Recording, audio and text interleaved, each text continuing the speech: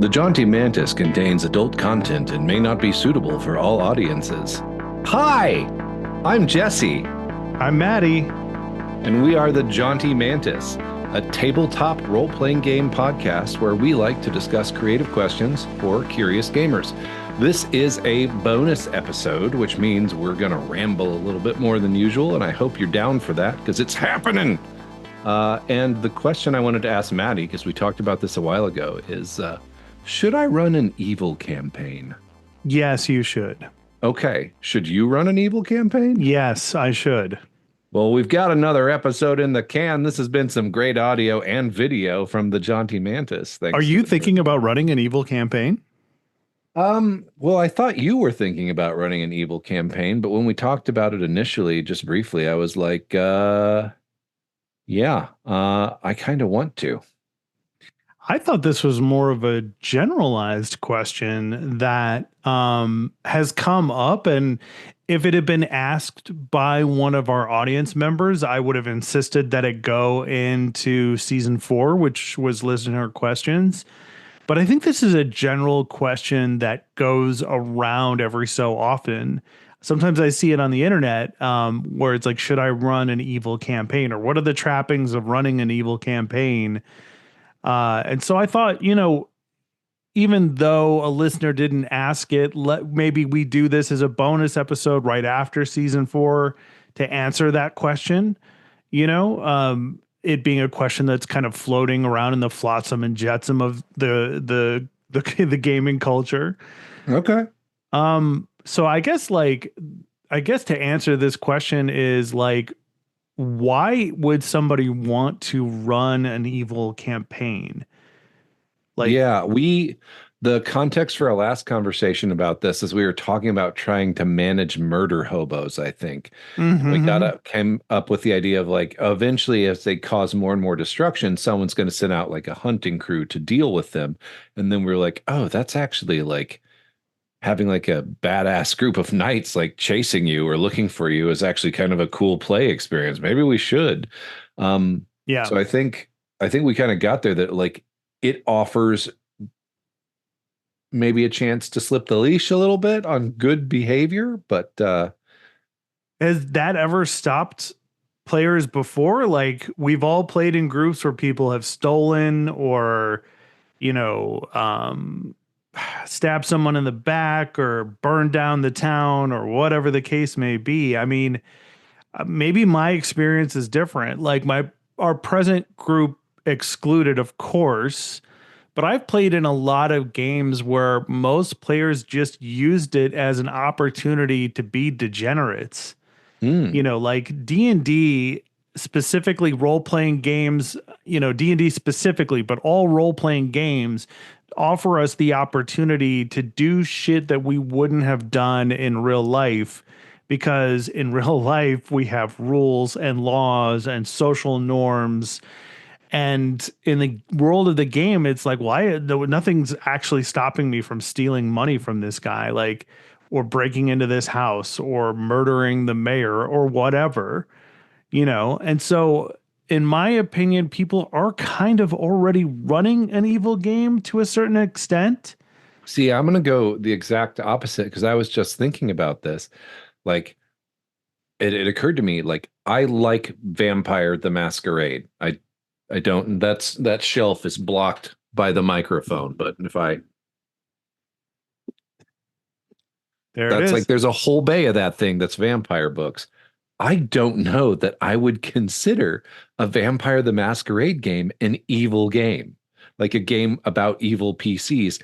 And I'm like, as I was thinking, I'm like, that's wild. They're literally vampires. Like they Mhm. literally have to lie, cheat, kill, and steal to survive. And the whole conflict of the game is like, you got to do that in a way to keep it manageable. Otherwise, he'll go hunger crazy and really kill a whole bunch of people. Like, Yeah, I'm not surprised about that though, because the best stories of vampires are a fight to do good or a fight to be good. Like one of my all-time favorite shows or just things in general is Castlevania, written by one of my all-time favorite writers, Warren Ellis. And if you have not watched this yet, check it out. It's on Netflix. You know, the first season is like 4 episodes. Like, just watch the 4 episodes and then get to the second season.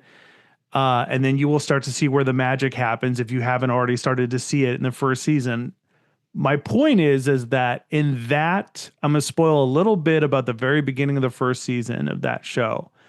But you learn very quickly that like Dracula is more than just this monstrous vampire in Castlevania, and that human beings in the world are like just as bad, if not worse, than vampires.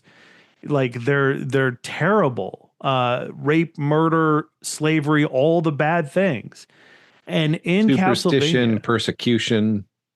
exactly, yeah. And Dracula in that show is an intellectual. He believes in science in addition to studying magic because magic is real.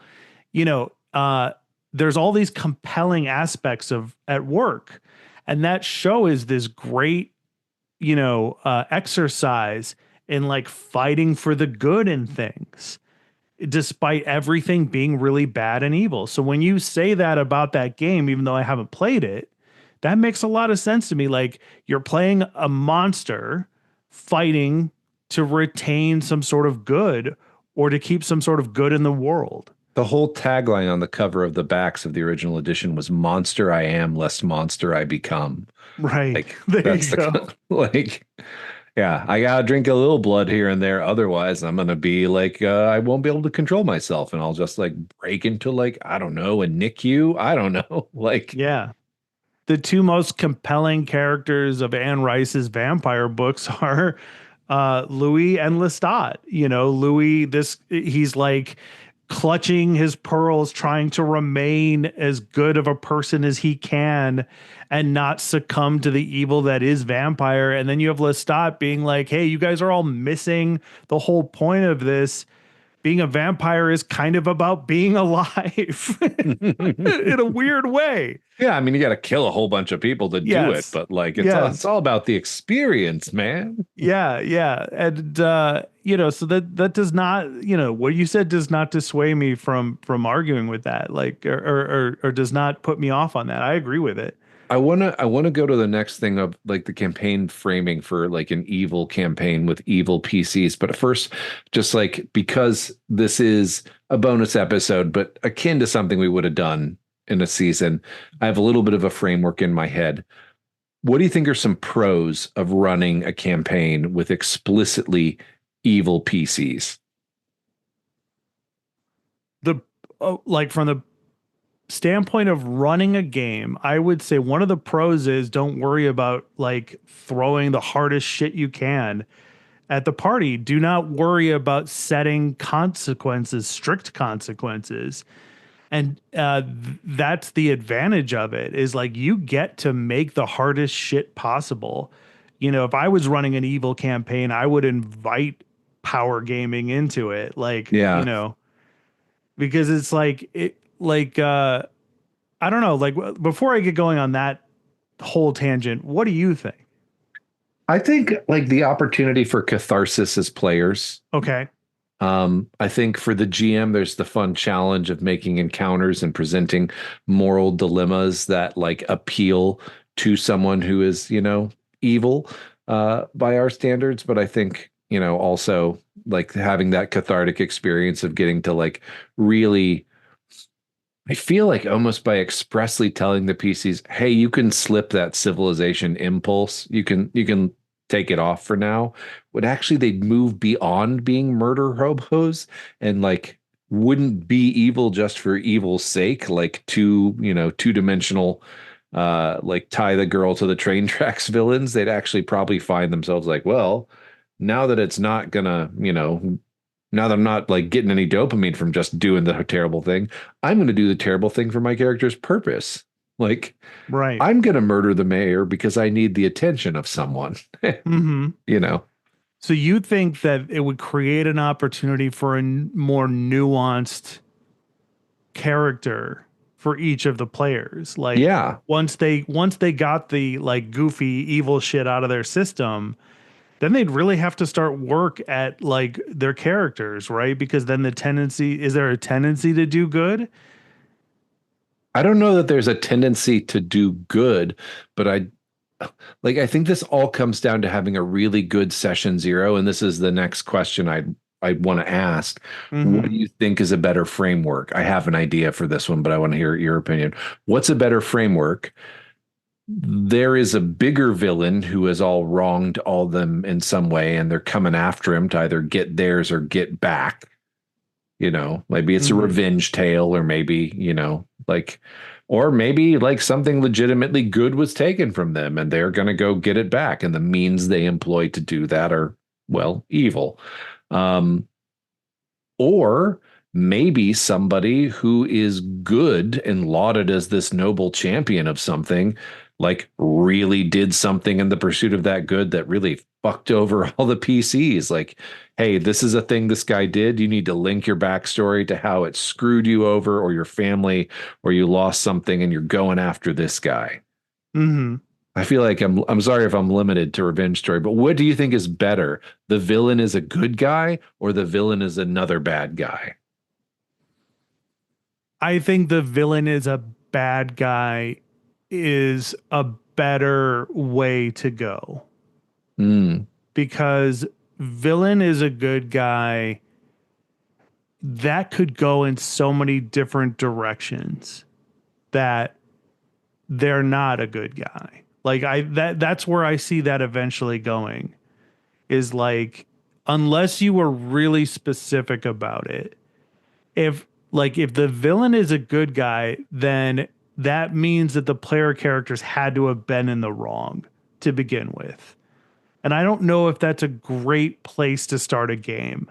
I think it's better to start a game where it's like the villain is a bad guy. Like if you take the Old West example, the Young Guns example, for instance, the old Emilio Estevez, Lou Diamond Phillips, Kiefer Sutherland, et cetera, et cetera, et cetera movie, where it's like if the idea was that a rival gang or a villain like nearly like killed their boss or nearly wiped their gang out and they barely survived, that gives them this like cool justification, to get revenge. Whereas if the villain in quotes is a good person who did a good thing, then that means like the player characters are starting with a sense of like, well, I did something wrong. And an evil game isn't necessarily about I did something wrong. An evil game is just like I employ methods that are not good. Like an anti-hero can be in an evil campaign. You know what I mean? And like to get your entire group on board with this idea of doing that, I think you need to leave the wiggle room for the people that would feel more comfortable playing anti-hero than somebody that did something terrible. Does that make any mm. sense? I was just thinking with like, what if like there's like a paladin who's become king, Mm-hmm. right? And the reason I want to go the other direction with the good one is I think that's the chance to really then interrogate like the revenge story, like from that Okay. character driven aspect of like, I'm going to do this because I have to, because this is, I'm going to take this path because that's the only way I can attack this power structure that needs to fall because the thing they did to me, like, what if there had been like a, like whatever bog standard fantasy Dark Lord, whatever, Mm-hmm. and he'd come through and he had like taken the village the PCs are from and conscripted everyone there and like forced them to fight. Mm-hmm. And then like in the war where that guy lost, the Mm-hmm. PCs like village got burned and their families got, like it was on the battlefield, the front line moved through. It's a war, things happen, but it was under this guy's command. And he defeated the evil and he's lauded as a champion. Um, but like, Okay. So what you're saying is that if I'm understanding you correctly, someone else conscripted the player characters into the army. Then that yep. army got wiped out by the good guy. Yes. So the good guy is not the villain in that case, though. The person that conscripted them into the army is the Well, is he's the dead. villain. Yeah, then the good guy is not the villain anymore. The good guys' forces burned down the village they're from. Mm-hmm. Okay. And then what did the player characters lose as a result? Their families, their sense of place in the world, their home. Then is he a good guy then? Like it sounds like Well, if the society that he's at the top of sees him as a good guy, mhm. Well, okay, and that I was taking you too literally then. Like I thought what you were saying is like the adversary of the player characters is a legitimately good guy. Like that like there is a justifiable reason for everything this guy did that affected the player characters. there's no justifiable reason for everything any person ever does. Yeah, and that's kind of where I was going with it, where I was like, that that doesn't logically pan out for me. When I took you too literally and I was like, I don't see it. you Yeah, I know? mean, like the guy, like you, I think if you just started out like at the early campaign, maybe you don't even have to make the call. Like the guy that is the major antagonist or the goal of the PC's revenge or what, however you want to set this up, is seen as a genuinely righteous, noble, and good person. Mm-hmm. Bad things may have been done in their name, but like he's generally like well lauded by the society that he sits, like he's a noble king and people are glad he's king and that now there is peace and blah blah blah, and they're all so happy, and his army burned down your village and you're going to make that bastard pay because there's no one else to make pay. You're the people that conscripted you, they lost, they're dead.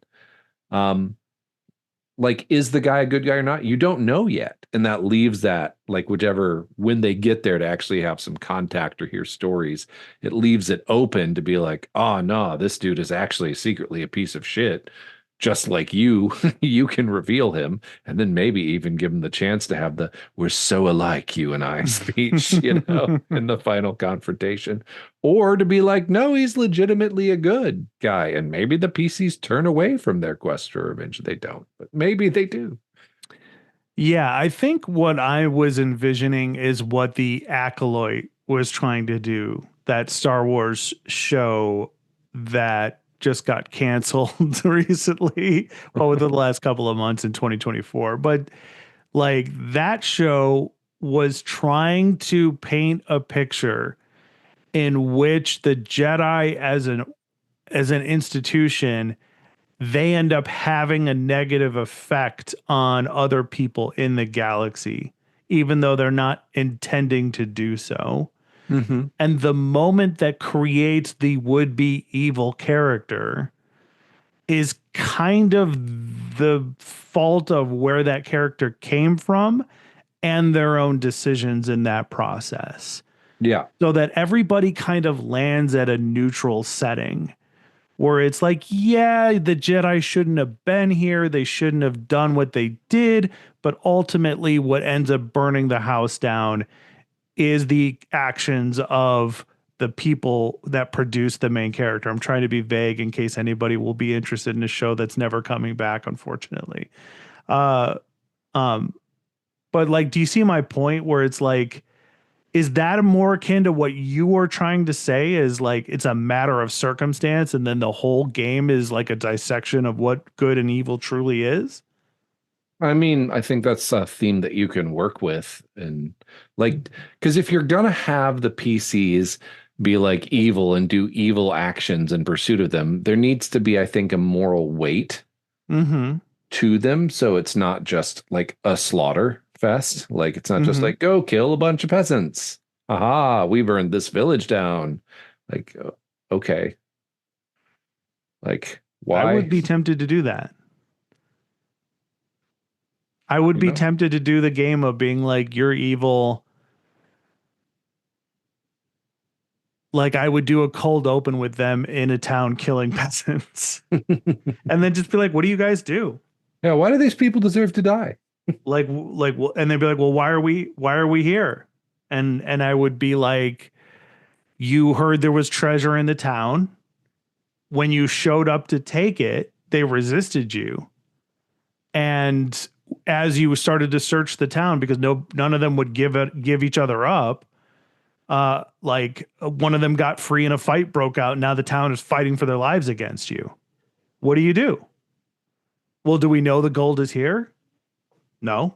You think it's here. It's here somewhere. What do you guys do? Like, that's what I would be tempted to do instead of creating. I'd be tempted to do both. I'd be tempted to create a grand plan or to just do like an in the moment, like, hey, you said you were evil. Prove it. Mm.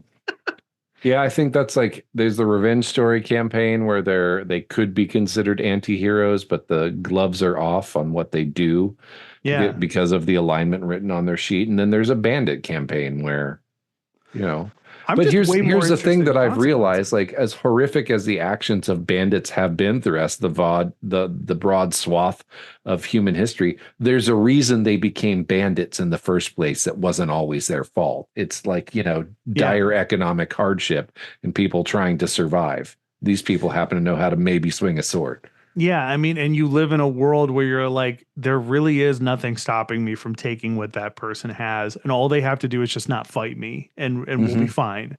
Like, let me Hmm. just fucking take your livestock, right? Like, I guess so. I mean, I'm more interested in the consequences. I'm more interested in saying like, because that came out of that discussion that we had about like if you just let the player characters be murder hobos, like that might create a more interesting game than you had written, right? I would try to put in either version, the grand scale or the small scale. Either version, I would definitely put into effect like a curse or something, a code that says like, look, we're going to establish some things we don't want in this game. We don't want child murder, we don't want rape. If those things have to happen, keep it in your head. The rest of us don't want to deal with it. Everything else within reason is kind of on available to you. We'll have an adult conversation about it. This is an evil game. Here are the topics people don't want to come up in this game. Somebody could be like, I don't want to deal with slavery. Like, that's a no go for me. Fine. No slavery. You can't do that. Whatever. But then I would also add in a caveat of a curse that each one of the player characters has that makes it incapable for them to betray each other. They cannot steal from each other. They can't kill uh, each other. They cannot lie directly to each other, because I'd also be interested to see how they try to get around these things. You One of know, the things I was thinking about, then this kind of is a good segue into like systems or maybe how you would do it. yeah, Are you familiar with Black Crusade? no, Black Crusade is a 40K RPG published by Fantasy Flight, where you are either traitors, Chaos Space Marines, or devotees of chaos. Like you are, like the goal is to accumulate enough power to become a warlord and launch your own Black Crusade. okay, So it is an evil campaign, like by definition, and it has this system called a compact that is like used for each kind of leg of the campaign. The PCs all prepare a compact where they get together, they'll convene in character for the purpose of the compact. They'll choose an anointed who is the leader for this compact. They'll muster their resources. They'll dedicate the compact to one of the dark gods if they want to. For potential bonuses, and then they'll create a goal and what the conditions for success on that goal are. And so, like, we are all working within this compact, even though we are all like insane 10,000-year-old transhuman with demons wanting to possess us, wielding chainsaw swords. But we have this beautiful, compact that we've stuck to. And I'm like, that's a really cool, like, it's a mechanical tool in the game. But it also helps you map out your session planning. Like, oh, what's the goal? We're going to subvert the governor of this system. Cool. That's the okay, compact. That's the goal. Let's go for it. And it also tells you when they meet it. And then they can get mechanically, because there's this whole renown system in Black Crusade. When they achieve their compact, they get renown, which is one of the interesting. things that advances your character. So, do you think an evil game benefits from having an evil system to back it up? I think an evil mechanic, like a compact system, could work.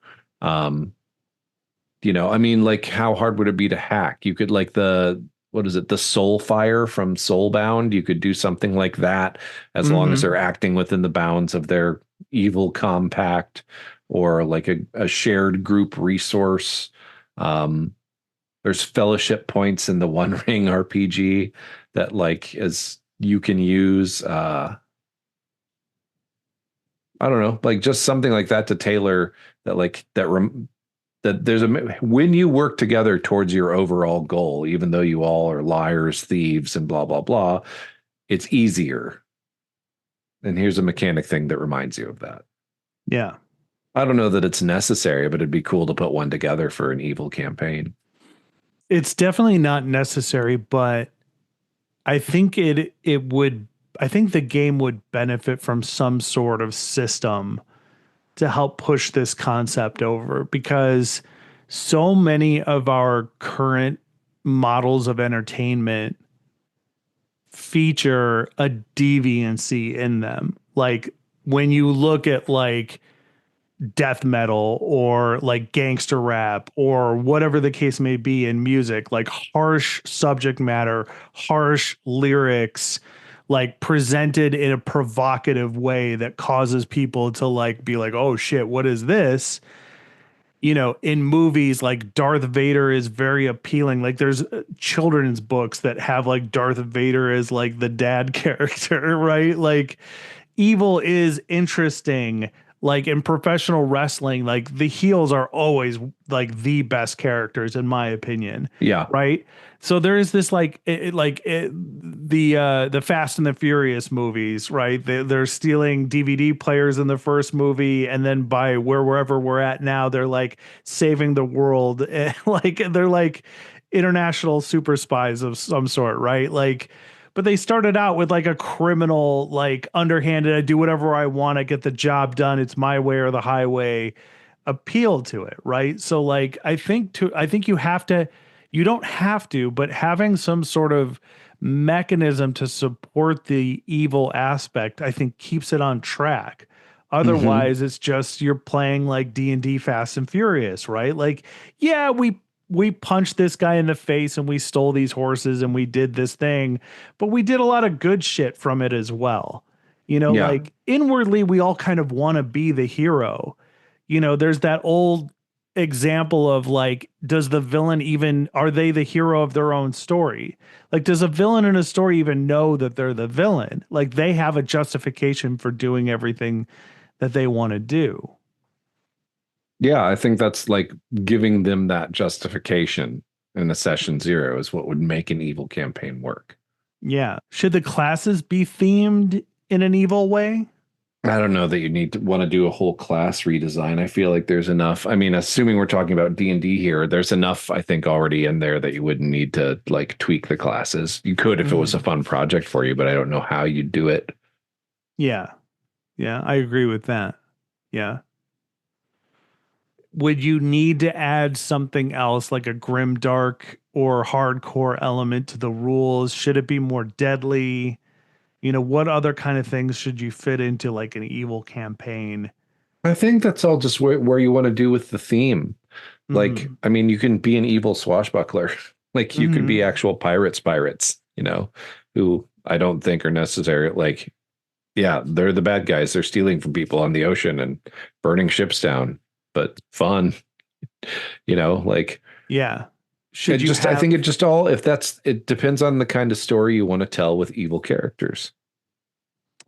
yeah, I think with evil characters, I want to tell a minimalist story. I'm more like I said earlier, I'm more interested in developing consequences and then seeing what the player characters do about that. Yeah, you need some toothsome consequences that I don't think necessarily the mechanics of 5e would provide. I Yeah. would recommend.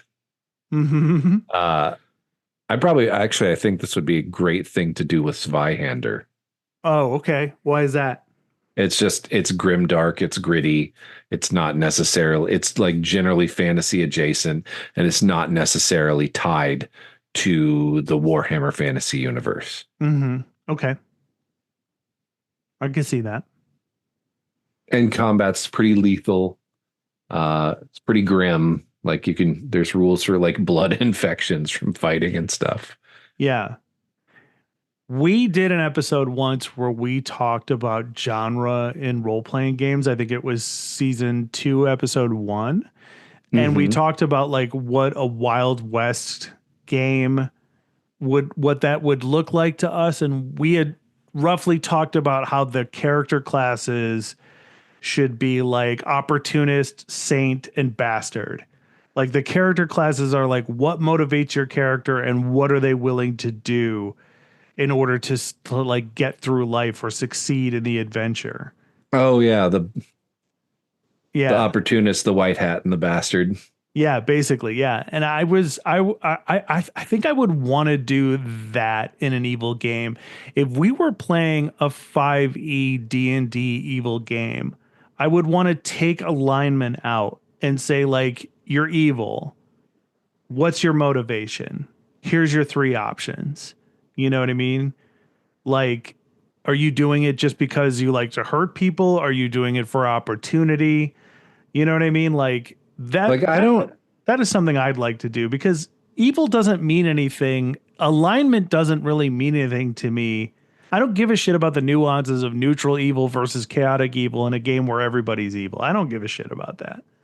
Oh, that motivation one, and I know it's just an example from you. Like one of the things I would want to say in session zero is like if your motivation is just pure sadism, like I don't want that piece. I don't want to tell a story for that person. Interesting. Like, Yeah.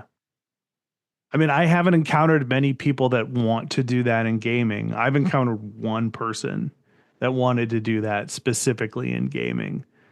Like that's it, But I think that is a viable concern. That is something to state first and foremost. I think you should develop some sort of like in your session zero, some sort of version of a social contract like I was mentioning earlier, of like, these are the things that will not fly in this game. I know this is an evil game, but we're all good people. yeah. Like, I mean, like I would almost want to use Palladium's alignments, like mm-hmm. just as like the code and be like, you guys can be aberrant or miscreant or blah blah blah, but you can't be diabolic. There's no torture for fun. Describe the Palladium alignment system because I agree with you. There's there's like 2 evil alignments. Like one of them I think is aberrant, which is where you have a code. Like you totally will torture someone within your code for information. You're not going to do it for fun. Like Mm-hmm. you're not going to shoot like you might have a code like if someone's like you disarm them in a fight, you're like you can surrender and they're like no, and then you just stab them and don't feel bad about it. Like you're not doing it for fun, but you like your moral code is definitely skewed beyond the bounds of polite society, but you do it with, a purpose. Mm-hmm. And then there's the selfish alignments, who are, like, would you lie to a friend? Yeah, I'd lie to a friend, like blah blah blah. But the one that's really bad, the diabolic, is like, I torture for fun. I kill for fun.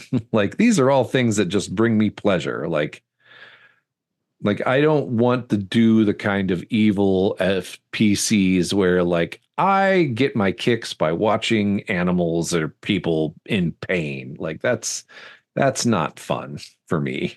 Like Yeah, I don't want that in my game, but if somebody said my character grew up torturing animals because they enjoyed watching animals be in pain, I would be like, okay, that could be a part of your backstory, but I don't want to see that happen at my table while we're playing.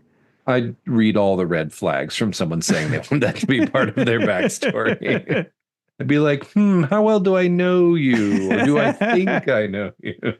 I just don't want to limit, like, there are lines you can cross with me. And maybe we should end on this because this kind of like brings up something that's very near and dear to my heart in gaming, which is like, how do you deal with like evil shit that comes up in normal games, like in D&D?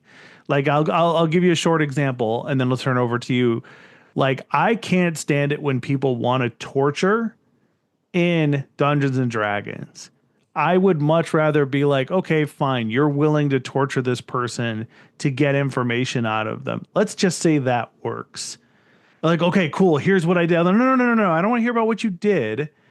You could say like, hey, we put the screws to this guy, and then to try to get out of that in game, like people will be like, we're gonna rough this person up until they give us the information. I'm like, okay, as soon as you go like this, they tell you everything they know. Like that's the easiest way to dissuade people from torturing one of your NPCs. Is just have them give up the information so that it didn't have to come to that. Hmm. You know what I mean? Like, because I really don't like it. I don't want to role play you torturing one of my non-player characters. Like, that's not fun to me. That makes me feel bad. I don't like it. Yeah. I mean, like when we were teenagers, I can understand like the impulse, but it's like if at our age, if that's a power fantasy you have now, I'm kind of like worried about you. Yeah. Yeah. If like the opposite side of this is what you guys did in my fifth edition D&D game. You had a character who the player characters are trying to find these missing children. They've caught someone who's directly responsible for it. He's admitted it. He's bragged about it. And then they kind of like some of you kind of just like took some shots at him to try to like get some information out of him. I didn't consider that torture. I considered that like in the moment, like roughing up the bad guy.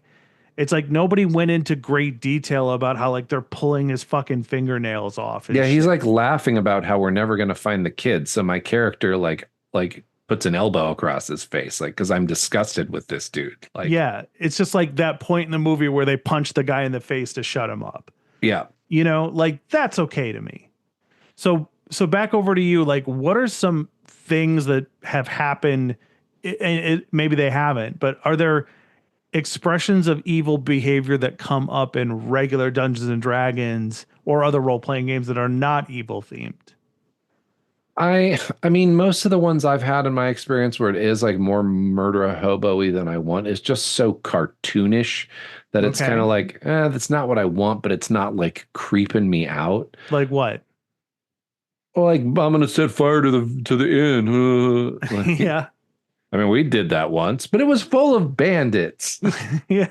right? And we got the waitress and her daughter out, and we like Hmm. offered to rebuild the place with the money we got from raiding the Yeah, bandits' lair. and the town thanked us for it. Uh-huh. We really took care of that bandit problem for them.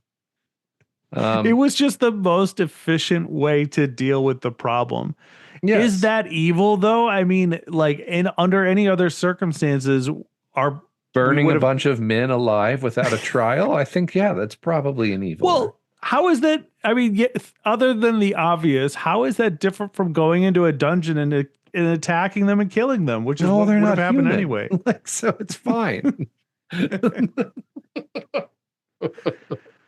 Well, what about like stealing and stuff like that? Like that's evil behavior. Does that irk you in a standard D&D game?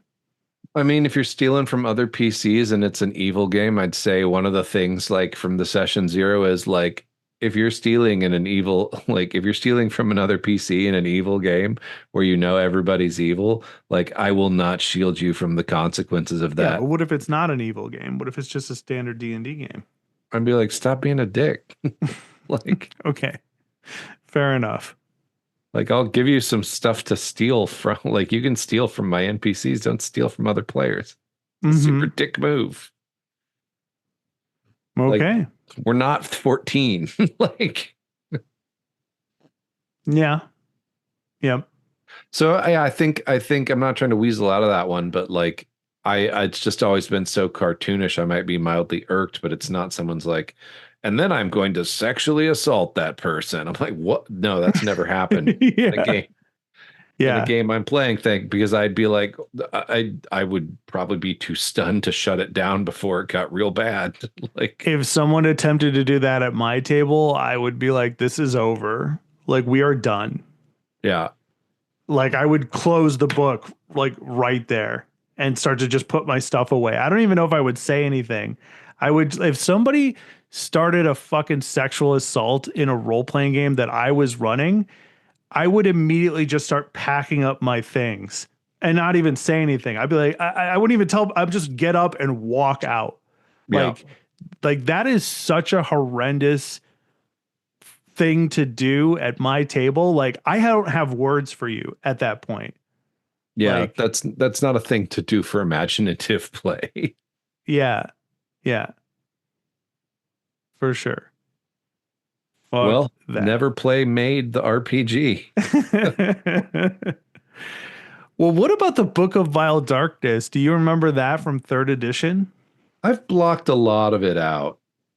Okay, fair enough. We won't do a deep dive into that. We'll just close this one out. Yeah, I wouldn't want to use that as an options for player characters. I know we did a monster campaign once and like some of but like that is I think like probably the most, even though it wasn't the 90s anymore, the most 90s edgelordy D&D book that ever came out. And like, Yeah.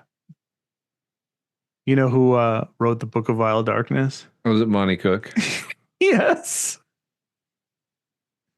Oh, wait a minute. These are two separate episodes. Anyway, Jesse, we're going to close this one out for this bonus episode. If listener, if you had any thoughts about our discussion about evil games, Jesse, what should they do with them? They should write them to us at jauntymantis@gmail.com. We'd love to hear your thoughts on it. And if you have some good advice, yeah, we'd love to talk about it on the show for a bonus episode For and sure. employ it in our evil campaigns. So That's right. Do you think you would ever run an evil campaign with our current group? yeah, Okay. yeah. Well, consider that. I think this is a group I trust enough to do it in a way that would be fun and not awkward and cringy and terrible. Yeah. No, I do it as a con game with strangers or at my friendly local game store. Hi, I just met you. Kill that guy's mother in the game, sir. In the game. He looked at you funny. His mother must die. All right. Well, I think we covered that as well as we could. All right. Well, then I guess there's only one thing to do, and that's get out there and play some fucking games or some shit. Oh, that's right. Keep playing those fucking role-playing games or some shit.